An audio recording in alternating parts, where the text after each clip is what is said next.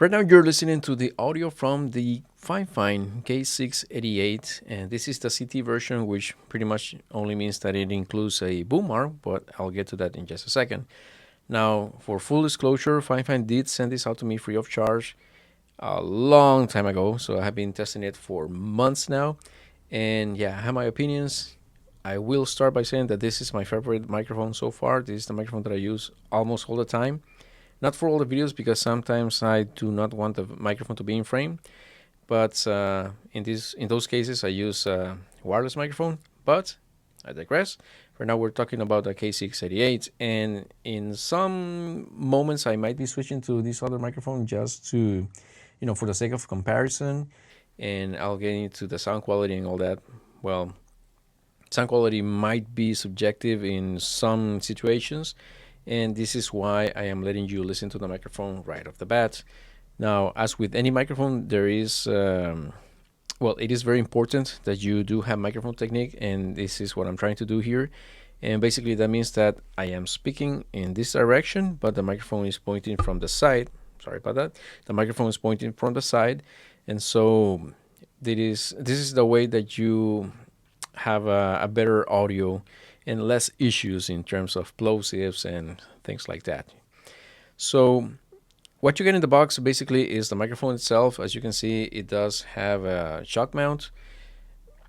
How effective that shock mount is, it is debatable, I guess, but it does look really nice. I think it kind of does resemble the SM7B in a way. Some brands have made microphones that kind of resemble the SM7B, but it is not only for the looks, it's also because of the way it works. So I'm going to switch to the wireless microphone as I explain something to you.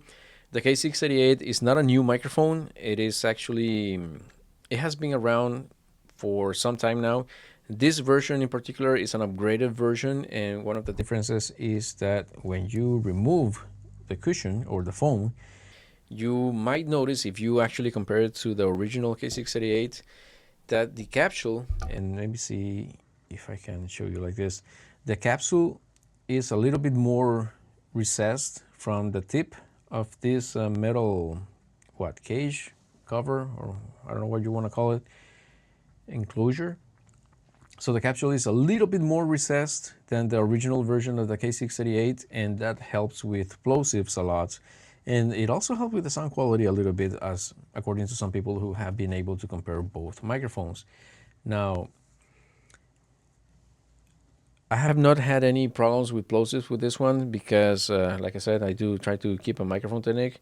But for the sake of testing, I'm going to speak right into it to show how good it works with the plosives.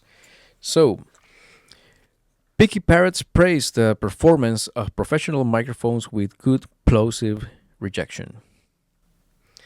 Right, so hopefully that made a difference, or as opposed to using microphone technique like I'm doing right now.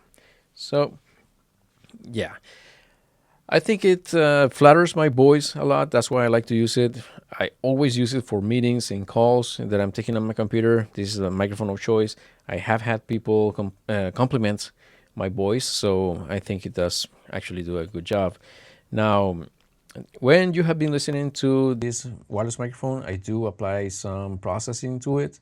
So this is what it sounds like. I'm talking about the wireless microphone. This is what it sounds like with no processing at all, except maybe for some volume, but otherwise no EQ, no nothing.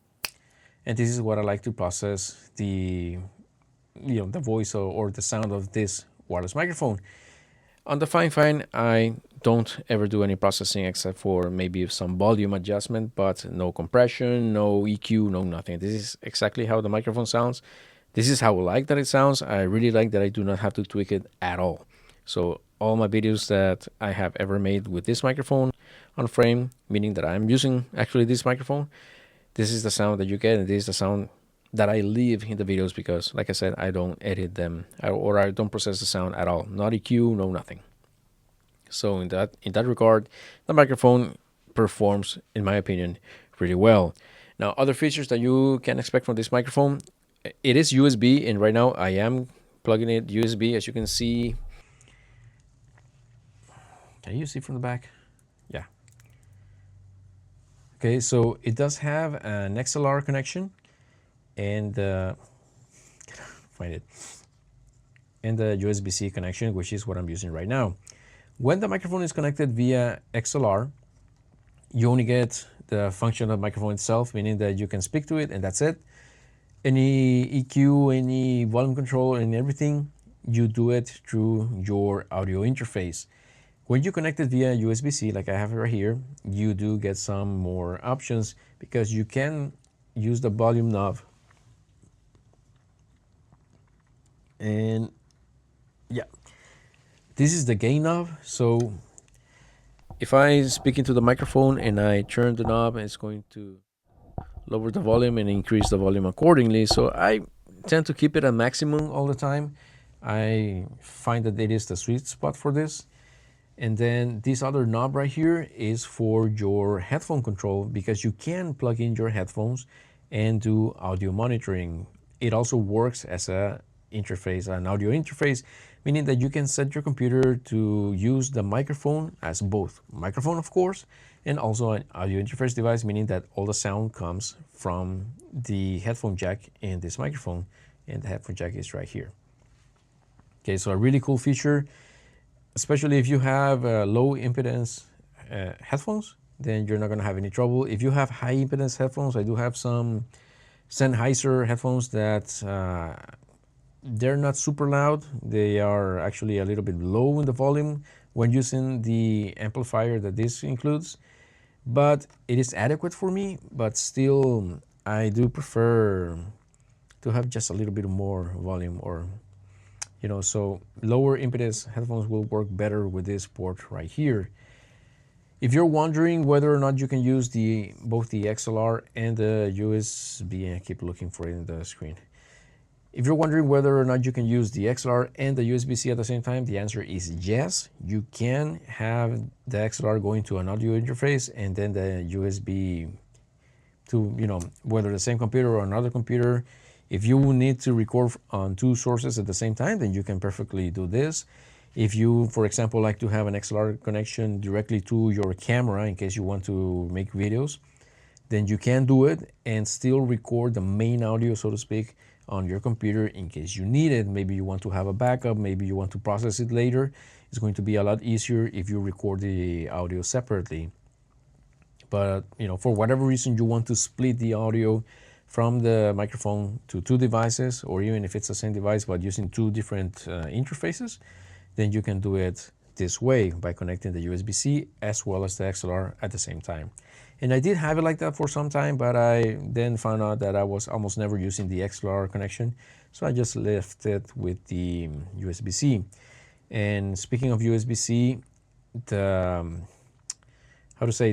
knobs for monitoring and the gain only work when connected via USB-C, and it only works via USB-C, meaning that if you connect an XLR, even if you have the USB-C connected, the knobs will not make any difference on the sound that comes out the XLR. So using the XLR basically is a completely independent microphone with no extra features at all. So it's just a sound and that's it. No control of volume or monitoring whatsoever.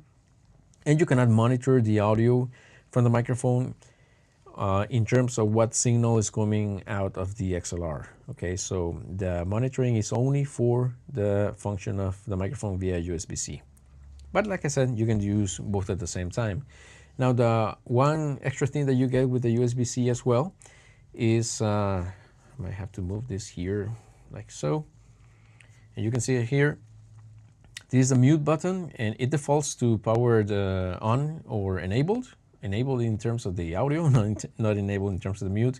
If you tap it, then you mute the microphone. Okay, I really love that this is a touch control and not a button that you have to press, because it really helps with not adding any extra noise to the microphone. So I'm going to test just that right now, and it is muted. I'm going to unmute it. Okay, so I am going to now talk into the microphone while I mute and unmute. As I am speaking, I am muting and unmuting the microphone. know that it is annoying, sorry about that, but it's just to show you that there is very minimal noise from muting the microphone by using the touch control. So I really do appreciate that. And again, there is an indicator when the microphone is muted, so when people are not listening to you, for example, in a meeting, then you can very easily see that your microphone is in fact muted. Okay, so yeah, I mean, there's not much to say about this microphone other than the fact that I really love the sound from it. I really like the looks of it. You probably can change the foam if you want to. If you want to change the color, maybe some aftermarket foams, maybe the ones that work with the SM7B, I think that they might fit this one. I do not have one, so I cannot actually, well, please don't quote me on that, but I think that SM7B foams can fit this one with no or not much of an issue. Oh, the boom arm that you get, I think I have it right here. So this is the box where it comes with, and the boom arm that you get is your standard affordable, for lack of a better word,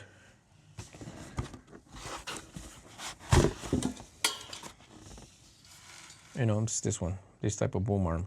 So really cheap.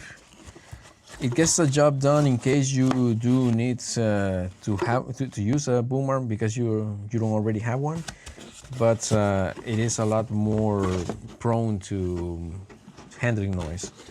Now, speaking of handling noise, it does have some, and it's also checking my camera. There is some handling noise, but I don't think it's that bad. I have tested all the microphones that are a little bit more sensitive to handling noise. It is not ideal, of course, but yeah, that's why I said that the shock mount kind of does an okay job, not that good of a job.